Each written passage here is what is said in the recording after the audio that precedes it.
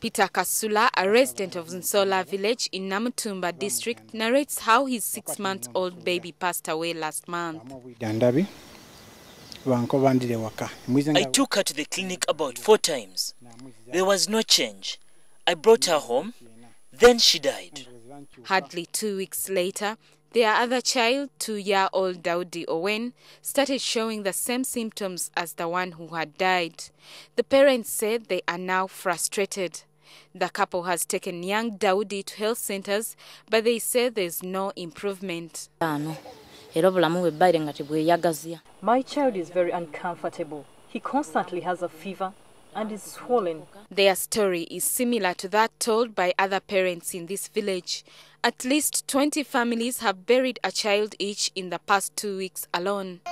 Yet every household we visited still had a child with similar symptoms. The children usually swell, followed by skin rash and then body wasting.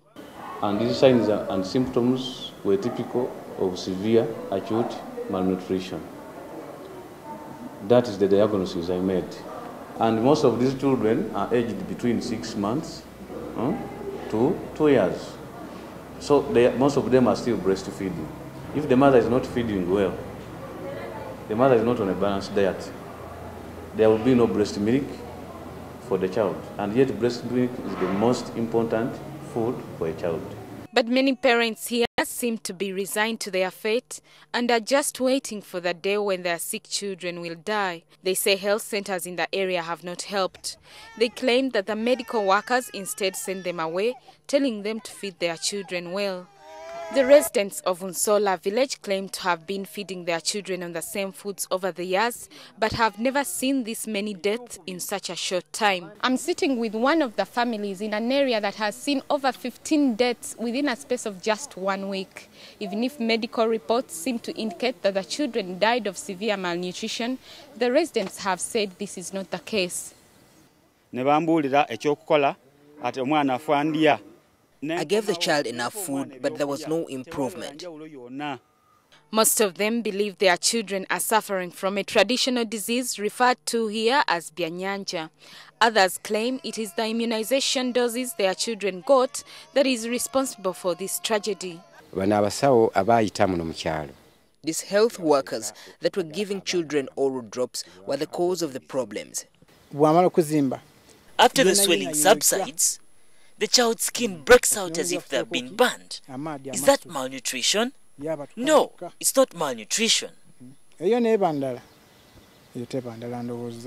even as they claim the illness is not malnutrition, none of the families we visited here at lunchtime was feeding their children on a proper meal. Many of them were having either maize, porridge or cassava and green vegetables for lunch. Living Asoboile is the LC1 chairperson of Nsola village. He is angry at government for allegedly neglecting them when they are being plagued by this strange illness.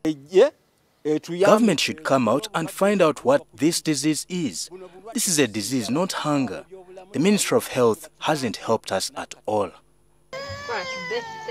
As a result, most of the people have shunned health centers and are looking after their children from home. At Iganga Hospital, the nutrition unit that was filled with sick children 2 weeks earlier is now empty. Ministry of Health officials say they are working with other ministries to set up therapeutic feeding centers at all health centers in Namutumba by the end of this week. There's a lot of poverty, the escalating prices of food, people cannot afford food. That is why we are not doing it alone as the Ministry of Health.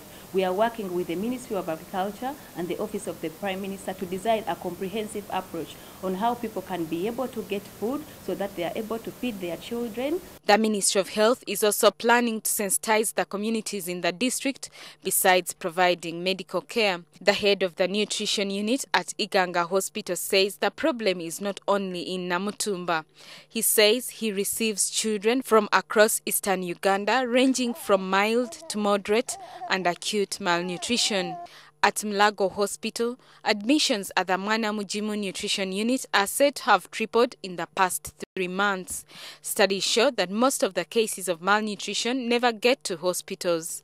Majority of the affected children are usually moderately malnourished, making it difficult to treat and identify them without regular assessment.